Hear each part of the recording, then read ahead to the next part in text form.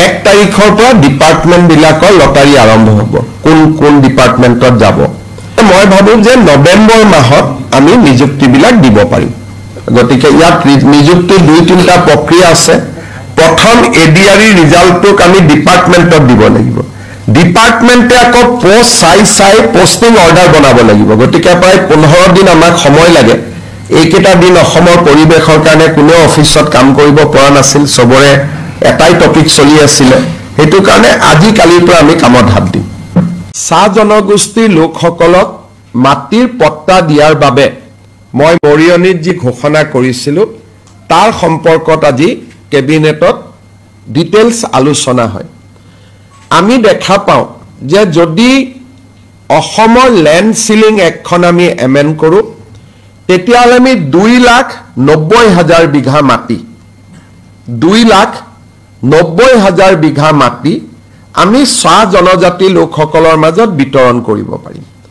আৰু কিমানে মাটি পাব প্ৰায় 4 লাখৰ ওচৰ চাহ জনজাতি পৰিয়ালে এই মাটিখিনি পাবলৈ সক্ষম হ'ব মাটি হল প্ৰায় 3 লাখ বিঘা পৰিয়াল হল 4 লাখ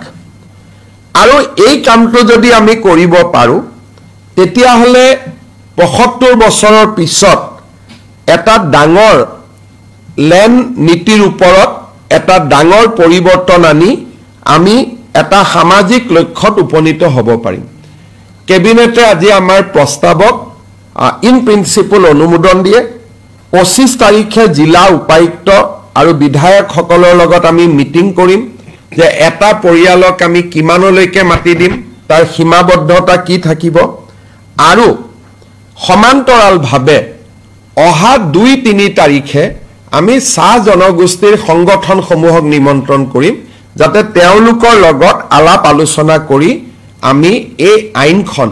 25 নৱেম্বৰত বিধানসভালৈ লৈ যাব পাৰো তাৰমানে আপোনালোকে ইয়াৰ সোশিয়াল ভ্যালুটো উপলব্ধি কৰিব পাৰিব গুটে অসমত চাহ বাগিচাৰ লাইনত মাটি আছে প্ৰায় 2,90,000 বিঘা পৰিয়াল আছে প্ৰায় 4 লাখ যদি এই কামটো কৰিব পৰা যায় যত নেকি আজি কেবিনেটে অনুমোদন দিছে যদি আমি কৰিব পাৰো এটা ডাঙৰ সামাজিক লক্ষ্যত আমি উপনীত হ'ব পাৰিম আজি আমাৰ কেবিনেটত আৰু এটা গুৰুত্বপূৰ্ণ সিদ্ধান্ত গ্ৰহণ কৰা হয় 1983 চনত নেলিত এটা নৰসংহাৰ এটা সংগঠিত হৈছিল আৰু তেতিয়া তিৱাৰী কমিশন বুলি ৰাজ্য চৰকাৰে এটা কমিশন গঠন কৰি দিছিল কিন্তু আজিলৈকে কমিশনৰ ৰিপৰ্ট বিধানসভাত দিয়া হোৱা নাছিল অহা 25 নৱেম্বৰৰ বিধানসভাত তিৱাৰী কমিশনৰ ৰিপৰ্ট 1983 চনৰ নেলি নৰসংহাৰৰ প্ৰেক্ষাপটত গঠন কৰা তিৱাৰী কমিশনৰ ৰিপৰ্ট আমি আনুষ্ঠানিকভাৱে অসম বিধানসভাৰ মজিয়াত ৰাখিবলৈ আমি আজি সিদ্ধান্ত গ্ৰহণ কৰিছো এনে ধৰণে আজি আমাৰ কেবিনেটত এই গুৰুত্বপূৰ্ণ সিদ্ধান্ত কেতি হয় এনে ন্যায় দিব কোনে জুনে আদালতত ন্যায়াধীশৰ আসনখনত বহি আছে আৰু তাত অভিযোগনামা কোনে দিব এসআইটিয়ে দিব এসআইটিয়ে ইতিমধ্যে প্ৰতিশ্ৰুতি দিছে যে নিৰ্ধাৰিত সময়ৰ ওপৰত আমি অভিযোগনামা দিম এতিয়া দুই এজনে চিন্তা কৰি আছে যে যদি অভিযোগনামা দি দিয়ে তো ডাঙৰ ঘটনা হ'ব ন্যায় পাই যাব হেকানে দুই এজনে এসআইটিক দিগদাৰি কৰিব চেষ্টা কৰি আছে যাতে জুবিনে ন্যায় নাপায় ইটো প্ৰশ্ন কৰে হিটো প্ৰশ্ন কৰে কোনবাই কয় সিবিআইক দিব লাগে অমুকক দিব লাগে কিছুমানে চেষ্টা কৰি আছে যাতে জুবিনে ন্যায় নাপায় কিন্তু মই জুবিনৰ প্ৰচণ্ড অনুৰাগী গতিকে মই ন্যায় দিয়াত ক্ষেত্ৰত মই কোনো ক্ষেত্ৰতে কম্প্ৰমাইজ নকৰো কাৰণ মই জুবিনৰ নতুন অনুৰাগী নহয় যিসকল জুবিনৰ নতুন অনুৰাগী হৈছে মৃত্যুৰ পিছত তেওঁলোকে ইয়াত বিধি পখালি দি আছে এটা আপোনালোকে চাওকচোন জুবিনৰ বোলে ধৰ্ম নাই জাতি নাই তাৰমানে জুবিন অসমীয়া নহয় নেকি জাতি নাই বুলি ক'লে তোতে অসমীয়াত্বটো হেৰাই যাব এই বাওপন্থী লোকসকলে কি উলিয়াই আছে মোৰ ধৰ্ম নাই মোৰ জাতি নাই মই মুক্ত তাৰমানে কি জুবিন অসমীয়া নহয়